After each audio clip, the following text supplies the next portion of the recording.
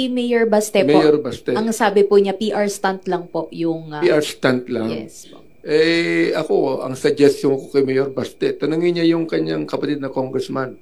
Magkano ba ang pondong nakuha ni Congressman Pulong nung congressman siya nung panahon ng kanyang father? Magkano po yung nakuha? I-reveal niya kung magkano, kung saan ginamit. Kung saan ginamit ang pondong yan. Kung paano ginamit yan. Kung ilang bilyon ang napunta sa flood control project. At kung bakit malaki pa ang baha at Davao. Kinakailangan tanungin niya yung kanyang kapatid yan. Kung talagang PR stunt to, patunayan niya kung talagang PR stunt to or may katotohanan na sinasabi.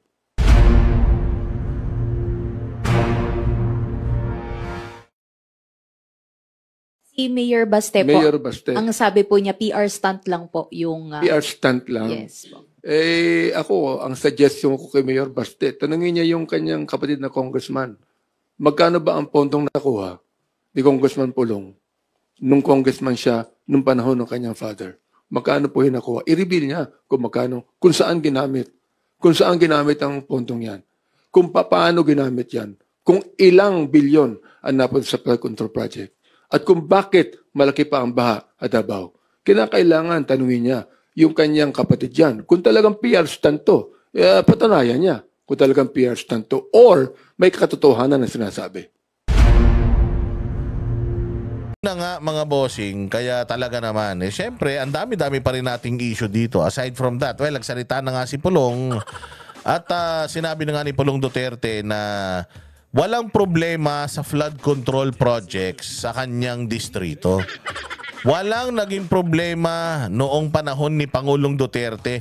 Wala pong gumuguho ng mga flood control projects sa Davao. Lalong-lalong walang ghost project sa Davao.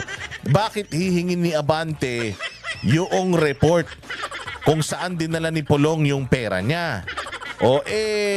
Wala naman nagrereklamong tao. Siya lang naman na nagrereklamo. Hindi naman nagrereklamo yung mayor ng Davao. Diba? Kapatid niya kasi ganun pa rin. Walang nagre-reklamo. At saka sabi ko nga sa inyo, pwede nyong sabihin, mga chickboy yung mga yan, babaero, maraming asawa, maraming mga anak. Siga ng gugulpe, nananadyak, nananaksak, kung ano man.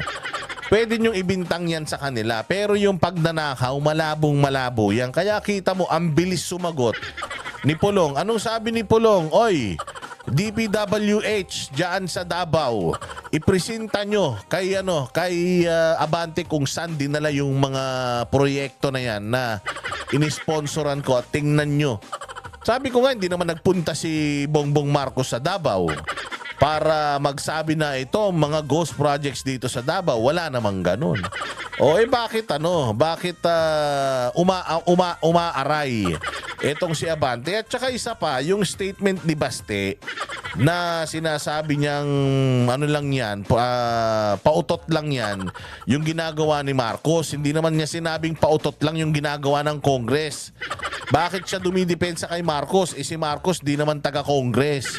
Kasi balita ko, matatapang ang mga ito kapag ang binatigos mo si Romualdez. Pero ito si Bongbong Marcos, pero dinidepensahan na. Bakit? May kinalaman ba presidente sa pagka-disqualify nung kalaban mo, sir? Merong nagrereklamong mayor, Merong nagrereklamong mayor na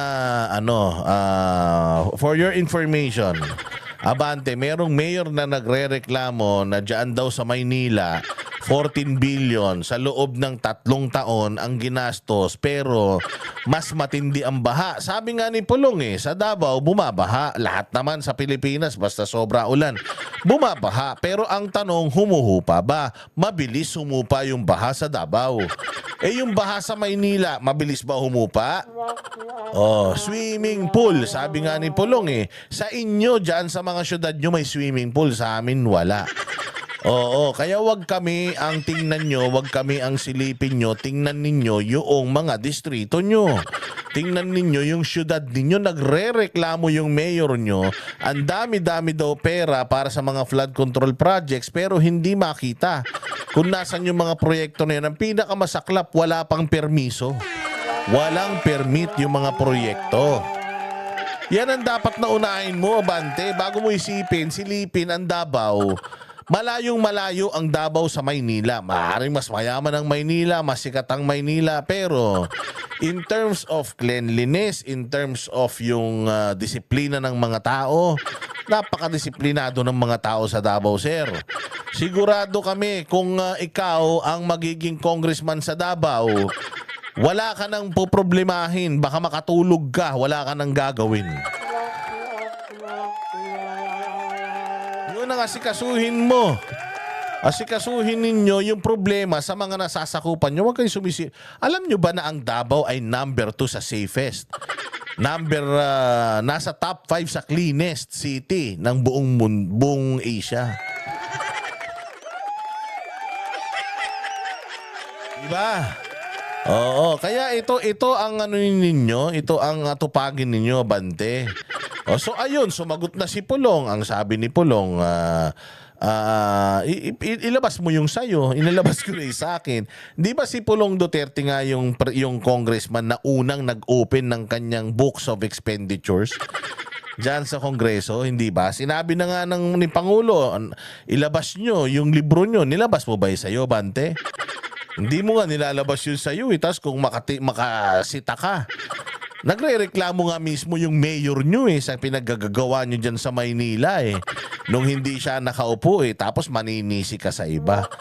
Oo, una sa lahat, wala kang posisyon. Sa totoo lang, dapat hindi ka nga congressman Dapat nga pastor ka ngayon dahil hindi ka naman talaga nanalo bilang congressman.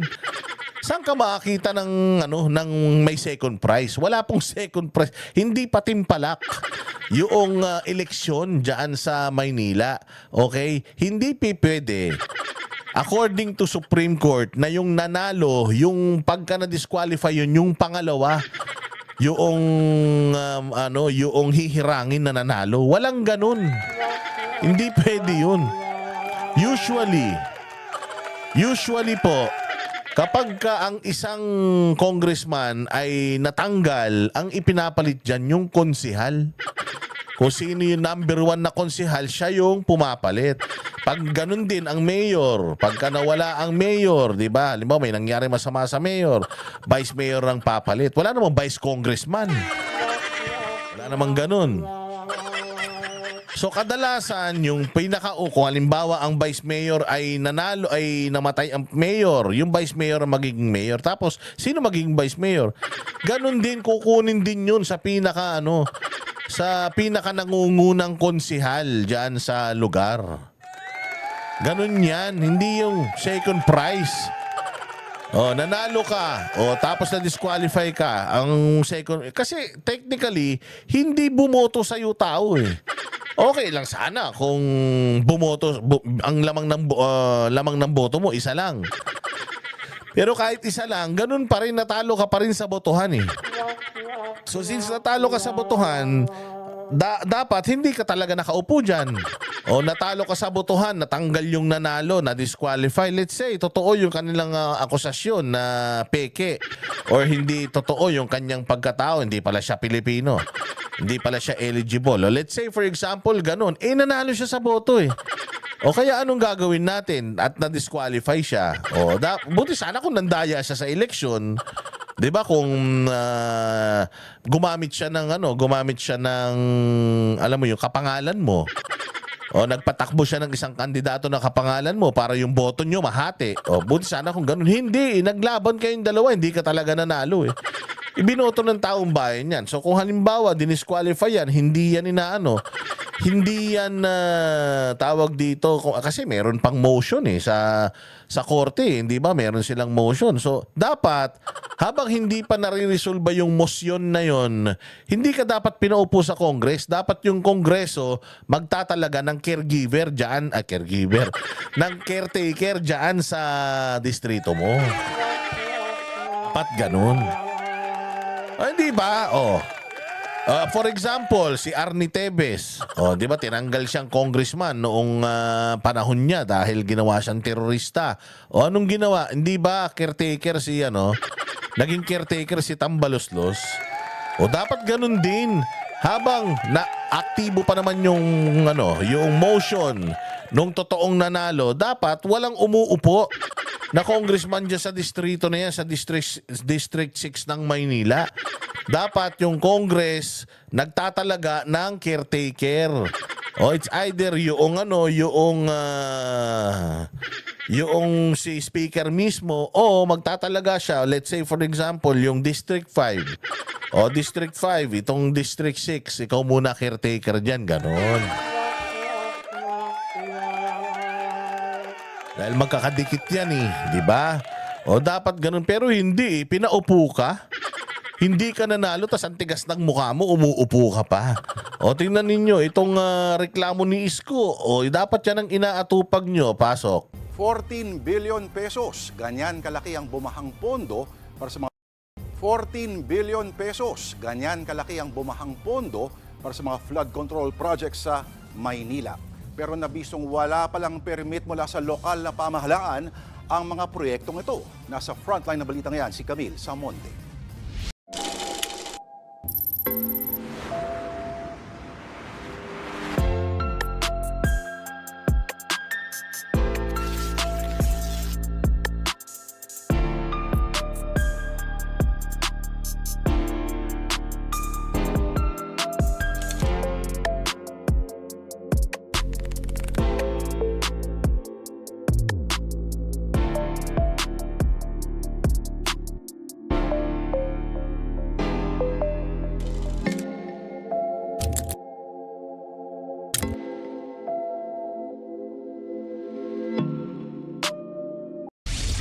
Mula 2022 hanggang ngayong taon, higit 200 flood control projects ang itinayo sa lungsod ng Maynila.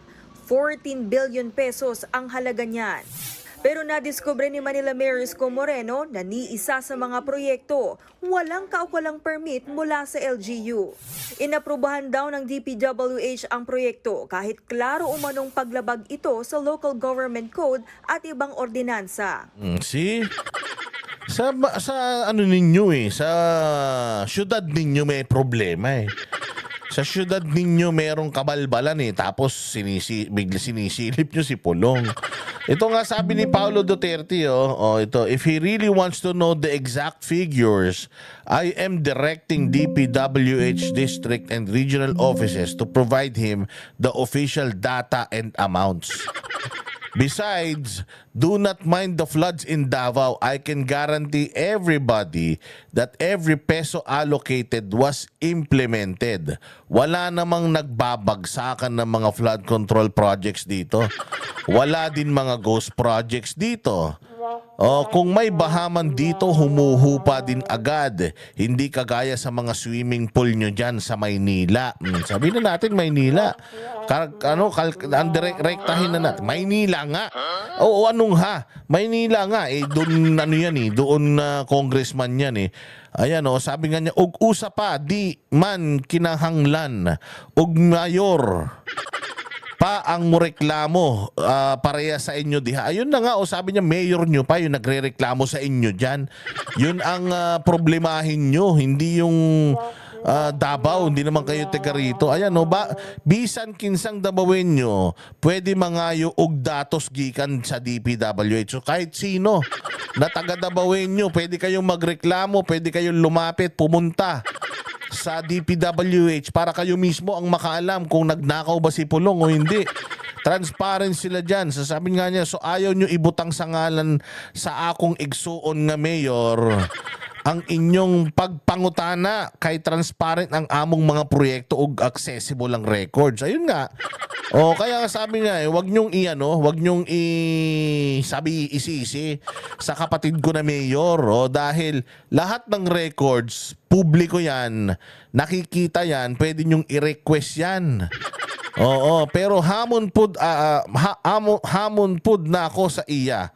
Ngay-explain niya kung unsaon pagka-pildi niya sa eleksyon pero nakalingkod gihapon siya sa Kongreso. Oo nga naman, talo siya Ang galing ko na magbisaya Naintindihan ko, talo siya tapos nandiyan siya sa Kongreso. Ngayon pinapaliwanag ko, paano nangyari yun? Dapat daw bang tawagin congressman ang usa ka tawo nga wala gani kadaog sa boto iyang distrito. Oo nga naman. Paano kang magiging representative ng District 6 ng Maynila kung ayaw sa iyo ng District 6? Paano yun? Di ba? Oh, dili Congress, di naman talaga siya congressman. Ayan, no, you may also account those for transparency's sake instead of questioning the development projects that benefit the people of Davao. Perhaps you should start answering your own questionable position in Congress. Boom. Ang bigat, no? Oo, di ba? Napaha ka din. Oo, bago mo questionin yung mga proyekto namin sa Davao, siguro, sagutin mo muna yung question whether legit ka ba na congressman kung hindi ka nanalo. O, di ba? Hilig-hilig magpa-preskon. Ang hilig-hilig magpa-imbestiga at magpa-preskon, hindi naman nanalo. Pag hindi nanalo, matulog na lang.